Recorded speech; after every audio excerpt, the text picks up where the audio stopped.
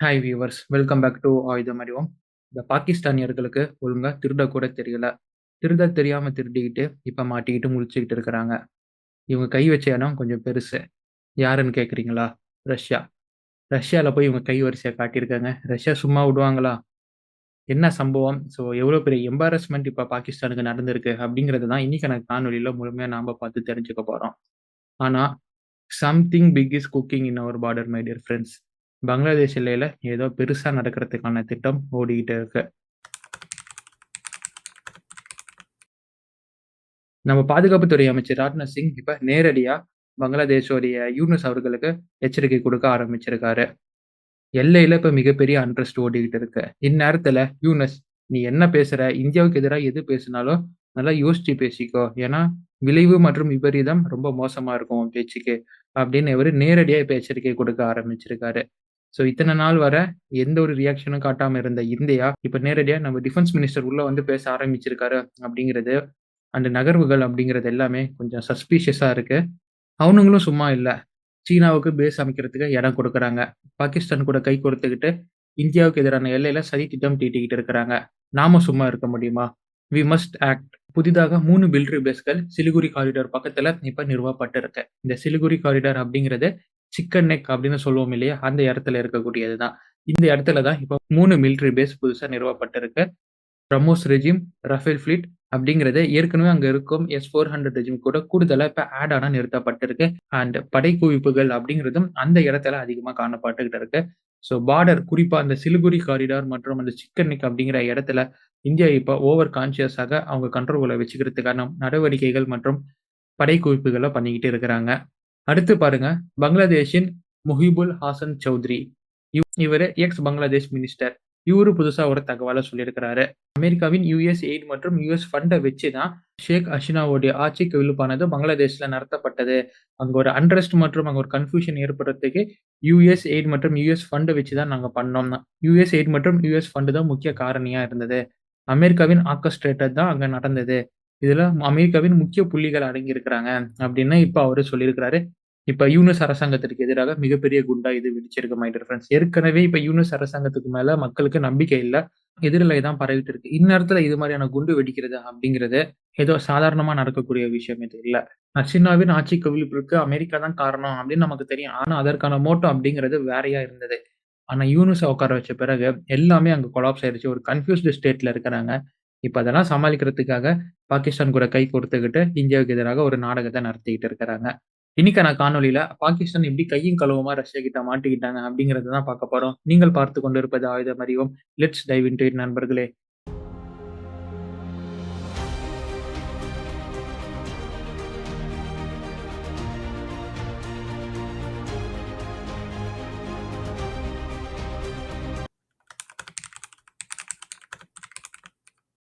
ரஷ்யாக்குள்ள ஒரு குழு. அந்த குழுவுல எல்லாருமே ரஷ்யர்கள் அப்படின்னு சொல்லப்படுது. அந்த குழு ஒரு அப்ஜெக்டிவ்காக ரொம்ப நாளா செயல்படுறாங்க. ரஷ்யாக்குள்ள இருந்த மாரியே. அந்த அப்ஜெக்டிவ் என்ன அப்டின்னா, ரஷ்யாவின் மிலிட்டரி மற்றும் அட்டாக் ஹெலிகாப்டரான Mi-8 ரக ஹெலிகாப்டரின் ப்ளூ பிரிண்ட்ட திருடணும். கூடவே ரஷ்யாவின் ஏர் டிஃபென்ஸ் சிஸ்டம் உடைய ப்ளூ பிரிண்ட்டையும் திருடணும். இந்த அப்ஜெக்டிவ்காக செயல்பட்டுக்கிட்டு இருந்த அந்த குழுவ கம்ப்ளீட்டா ரஷ்யாவின் SVR foreign intelligence service smell பண்ணிட்டாங்க. ஸ்மெல் பண்ண இவங்க நேரடியா கையும் களவுமா பிடிக்காம கொஞ்சம் விட்டு பிடிக்கிறாங்க. நமக்கு கிடைச்ச உளவு தகவல் உண்மையா? அப்படின்னு விட்டு பிடிக்கிறாங்க. அவங்கள கொஞ்ச நாள் அப்படியே ஃபாலோ பண்றாங்க. ஒவ்வொரு குழுவுல இருக்கிற ஒவ்வொருத்தையும் அப்படியே ஃபாலோ பண்றாங்க. அண்ட் இவங்க கண்டிப்பா இந்த மோட்டிவ்ல அதாவது நம்மளுடைய டாப் சீக்ரெட் மற்றும் கிளாசிஃபைடு மிலிட்டரி அசெட் டேட்டாவ களவாட்ட தான் இவங்க பிளான் பண்றாங்க அப்படின்னு கன்ஃபார்ம் பண்ண உடனே அந்த குரூப்ப கையும் களவுமா மடக்குறாங்க செயின்ட் பீட்டர்ஸ்பர்க்ல. இவங்கள தீர விசாரிக்கும்போது SVRக்கு ஒரு தகவல் கிடைக்குது. இவங்களுடைய பிளான் இது இல்ல. இவங்களுக்கு பின்னாடி பாகிஸ்தானுடைய ISI இன்டர் சர்வீஸ் இன்டெலிஜென்ஸ் அவங்களுடைய உளவுத்துறை தான் இதற்கு பின்னாடி இருக்கு. அவங்க ஆர்கஸ்ட்ரேட் பண்ணி தான் இந்த திருட்டே நடக்குது அப்படின்னு இவங்களுக்கு தெரிய வருது. இந்த தகவல் கிடைச்ச உடனே பாகிஸ்தான் எதற்காக நம்மளுடைய ஹெலிகாப்டர் ஏர் டிஃபென்ஸ் சிஸ்டம் திருட வராங்க அப்படின்னு எல்லாமே கொஞ்சம் கொஞ்சமா இவங்க கனெக்ட் பண்ண தான் இவங்களுக்குள்ள இந்தியா வராங்க. ஸோ சமீபத்துல தான் இந்தியாவின் ஆபரேஷன் சிந்தூர்ல பாகிஸ்தானின் போர் விமான தாக்குதல் அனைத்தையும் இந்தியாவின் S-400 கொண்டு இந்தியா முறியடிச்சாங்க. கூடுதலா world highest ever kill record 300 kilometre தாண்டி இருக்கக்கூடிய ஒரு ஏவாக்ஸ இந்த S-400 வச்சு இந்தியா போட்டு தள்ளினாங்க. இது மாதிரி பாகிஸ்தானின் அனைத்து தாக்குதல் மற்றும் வருங்கால தாக்குதல் எல்லாமே முறியடிக்கும் விதமாக ரஷ்யாவின் S-400 இந்தியா வாங்கி வச்சிருக்காங்க.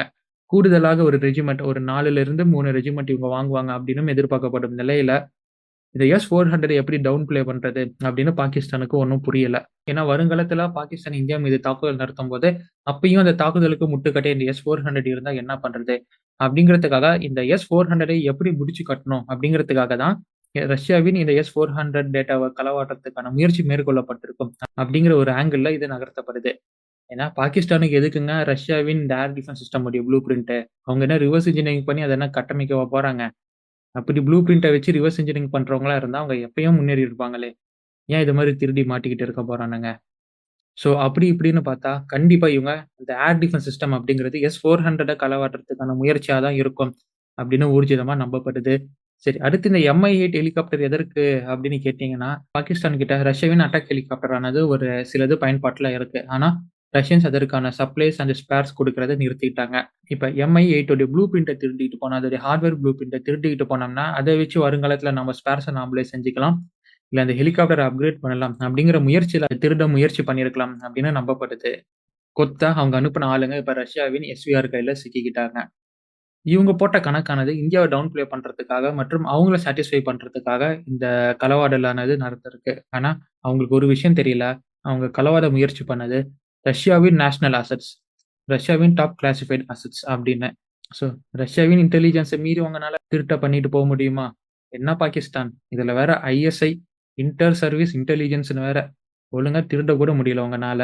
அதெல்லாம் எதுக்கு? அப்படியே கழச்சு போட்டுட்டு போங்கன்னு சொல்ற மாரி தான் இருக்கு இந்த ஒரு நிகழ்ச்சியானது. கண்டிப்பா. இது பாகிஸ்தானுக்கு குளோபல் ஸ்டேஜ்ல மிகப்பெரிய எம்பாரஸ்மென்ட் ஏற்பட்டிருக்கும். நேரடியா பாகிஸ்தானின் உளவுத்துறை ISI உள்ள வந்து இங்க மாட்டிக்கிட்ட காரணத்தினால, அத ஸ்பாட்லைட்ல ரஷ்யா போட்டு காமிச்ச காரணத்தினால, கண்டிப்பா இது குளோபல் எம்பாரஸ்மென்ட் தான். இது நேரடியா பாகிஸ்தானுக்கு குளோபல் எம்பாரஸ்மென்ட்டா இருக்கும்னா, இப்ப வெளிநாடுகள்ல பாகிஸ்தானியர்கள் இருப்பாங்க பாருங்க. தங்குவாங்க, படிக்கிற ஸ்டூடண்ட்ஸ் இருப்பாங்க, வேலை செய்றவங்க இருப்பாங்க. அவங்கலாம் பாகிஸ்தானுன்னு சொன்னோனே, இது மாரி நெகட்டிவ் தாட்ஸ் தான் போகும். இதெல்லாம் குளோபல் எம்பாரஸ்மென்ட். இதுதான் நான் சொல்ல வரேன். ஸோ பாகிஸ்தான்லேருந்து ஆட்சி நடத்துறவங்களுக்கு அது எம்பாரஸ்மென்ட்டா இருக்காது. இது மாரி வெளிநாட்ல போய் பொழைக்க போனாங்க பாருங்க. அவங்களுக்கு தான் அதெல்லாம் ரொம்ப கஷ்டமா பேக் ஃபயர் ஆகக்கூடியதா இருக்கும். களவாட முயற்சி பண்ணி இப்ப ரஷ்யா கிட்ட கையும் களவுமா மாட்டிக்கிட்டாங்க அப்படிங்கிறது தான் இன்னைக்கான ஹாட் டாபிக்கா இருக்கு. அத தான் நாம கவர் பண்ணி உங்களுக்கு சொல்லியிருக்கிறோம். அண்ட் இவங்க இந்தியாவ சோக் பண்றேன்னு சொல்லி அவங்களே எப்படி சோக் ஆயிருக்காங்க அப்படிங்கிறத நீங்க என்ஜாய் பண்ணியிருப்பீங்கன்னு நெனைக்கிறேன். இத பற்றின உங்களின் கருத்துக்களை இந்த கமெண்ட் பாக்ஸ்ல போடுங்க. இது போன்ற பல காணொளிகளை தெரிந்து கொள்ள ஆயுதம் அறிவோம் அப்படிங்கிற நம்ம சேனல சப்ஸ்கிரைப் பண்ணி ஃபாலோ பண்ண ஆரம்பிங்க. Until it's signing off from ஆயுதம் அறிவோம் and stay tuned for next video. நன்றி, வணக்கம்.